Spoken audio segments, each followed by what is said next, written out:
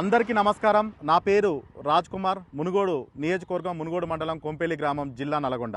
ఈరోజు మన తెలంగాణ ముఖ్యమంత్రి రేవంత్ రెడ్డి వాళ్ళ సొంత ఊరుకు కొండారెడ్డి పెళ్లికి రానే వచ్చిన. మరి నేను ఎందుకు వచ్చినంటే, ఇగో ఈ ప్లాకార్డ్ అయితే మీ అందరికీ కనిపిస్తుంది.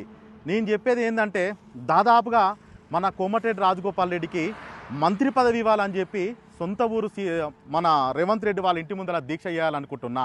ఎందుకు చేయాలనుకుంటా అంటే, హైదరాబాద్కు దగ్గరున్న ప్రాంతం మా మునుగోడు నియోజకవర్గం. మునుగోడు నియోజకవర్గం ఇంతవరకు అయితే అభివృద్ధి జరగలేదు. మరి అభివృద్ధి జరగాలంటే ఏం చేస్తే బాగుంటుంది అంటే, రాజగోపాల్ రెడ్డి సార్కి మంత్రి పదవి ఇవ్వాలి.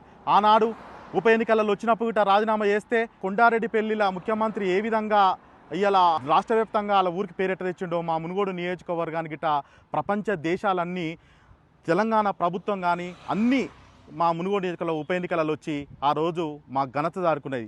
ఏది ఏమైనా ఒక పెద్ద కొడుకుగా, ఒక మంచి మనసున్నగా ఇవాళ 119 నియోజకవర్గాలల్లో ఇసువంటి ఎమ్మెల్యే మాకుంటే బాగుండు అని సేవా కార్యక్రమాలు చేస్తున్నాడు. ఇలా మాకు రోడ్లు లేవు, నీళ్లు లేవు, వనరులు లేవు, ఏవి లేవు. ఎందుకనంటే ఎంతగానో సొంత నిధులతోటి, ఆయన సొంత పైసలతోటి పనిచేస్తాడు. అందుకే మంత్రి పదవి ఇస్తే తొందరగా ఈ ప్రాంతం అంతా అభివృద్ధి అవుతుంది. అభివృద్ధి కావాలంటే నాలాంటి జర్నలిస్టు ఖచ్చితంగా ఇది రాష్ట్రమంతా తెరకాలి. 23న క్యాబినెట్ సమావేశం జరుగుతుంది. ఆ సమావేశంలో కోమటిరెడ్డి రాజగోపాల్ రెడ్డి సార్కు మంత్రి పదవి ప్రకటించాలి.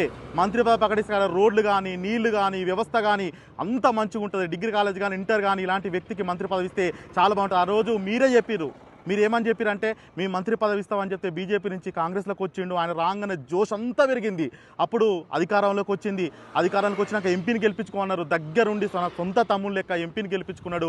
అందరికీ ఒకటే మాట, రాజన్నకు మంత్రి పదవి ఇస్తే ఆ ప్రాంతం అంతా బాగుంటుంది. తెలంగాణ ప్రభుత్వం, అయ్యా రేవంత్ రెడ్డి గారు, మీరు సీఎంగా ఉన్నారు కదా, మీరు సీఎంగా ఉంటే ఇట్లాంటి మంత్రి మీ దగ్గర ఉంటే ఇట్లా చాలా బాగుంటుంది. అందుకే ఇప్పుడు నేను ఈ బోర్డు దగ్గర ఉన్నా. ఇప్పుడు లోపలికి ఊర్లోకి పోతా, వాళ్ళ ఇంటి ముందల దీక్ష చేస్తా, ఇంటి ముందల కూర్చొని చేస్తా. ప్రకటించేంతవరకు నన్ను అరెస్ట్ చేసినా పర్వాలేదు, కానీ ఇదైతే ఖచ్చితంగా 23న మంత్రి ప్రకటించాలి క్యాబినెట్ సమావేశాల్లో. లోపలికైతే పోయి దీక్ష అయితే చేస్తున్నా.